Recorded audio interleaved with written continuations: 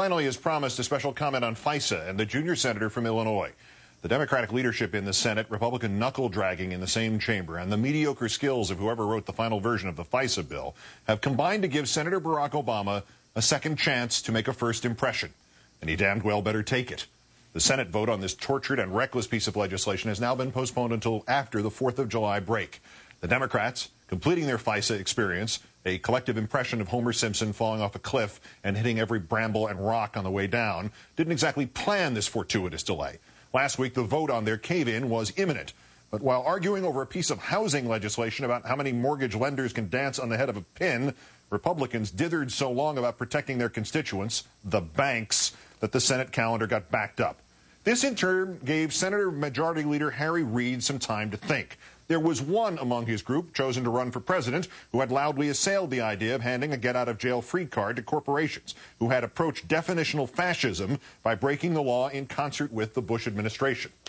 But this senator had suddenly realized that to the large group of voters who operate with an information base that would make Cliff's Notes look like the encyclopedia, if in the final vote he stood against FISA, he would hand them a rock with which they could hit him over the head, a rock wrapped up in a piece of paper reading, "Obama voted thing terror stop."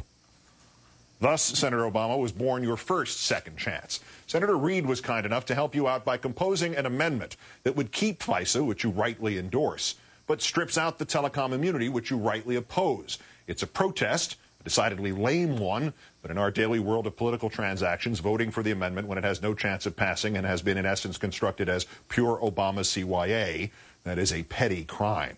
Whether it will do more harm to your premise of new politics than to your credibility as an immunity opponent is for you, Senator, to assess and live with. It would be sweet to have a pure politics-free president, but the last of those retired from office in 1797.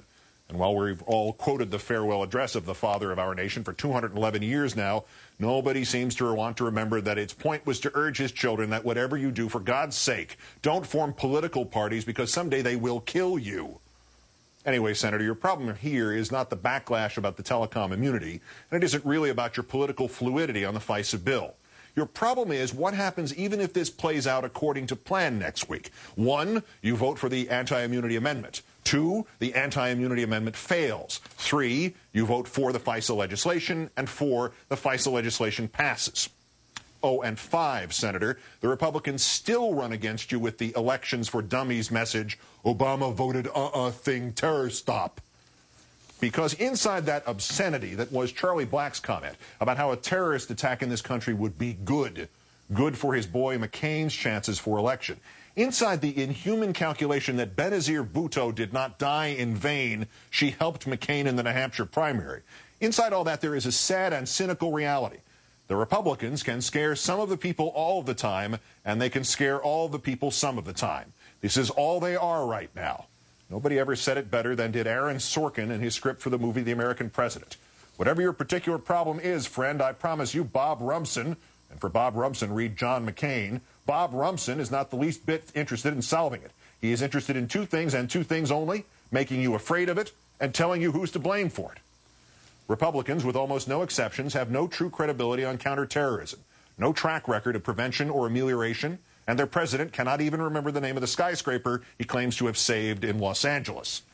And yet somehow the Republicans have managed to convince the public that it doesn't matter that Mr. Bush had already completed 22% of his first term when he, his administration, and his party failed so catastrophically on 9/11.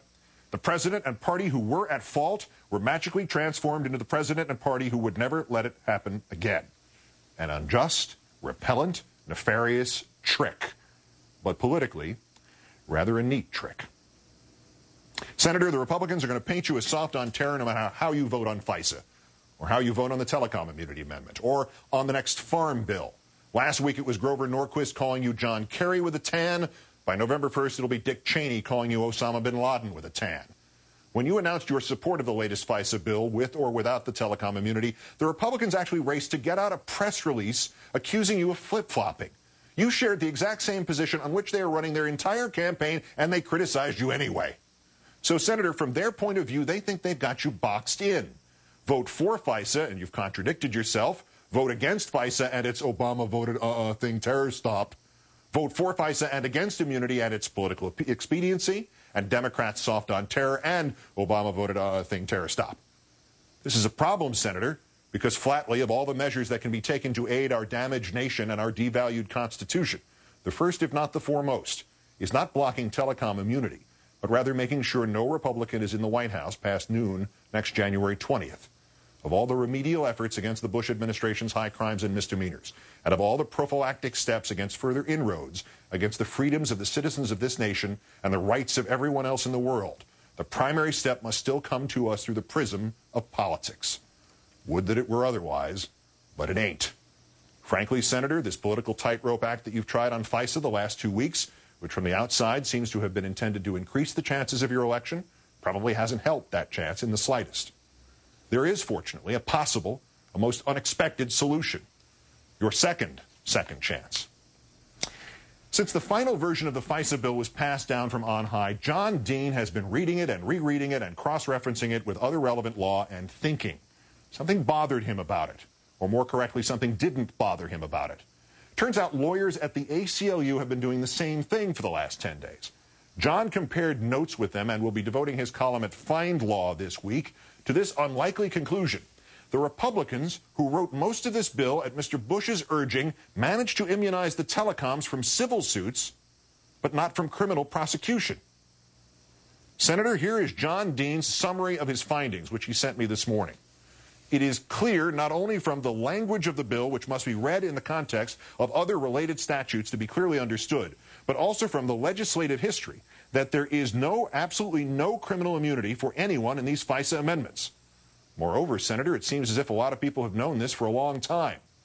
During the January 24, 2008 debate in the Senate, Senator Brownback noted the immunity provisions would not apply to the government or government officials.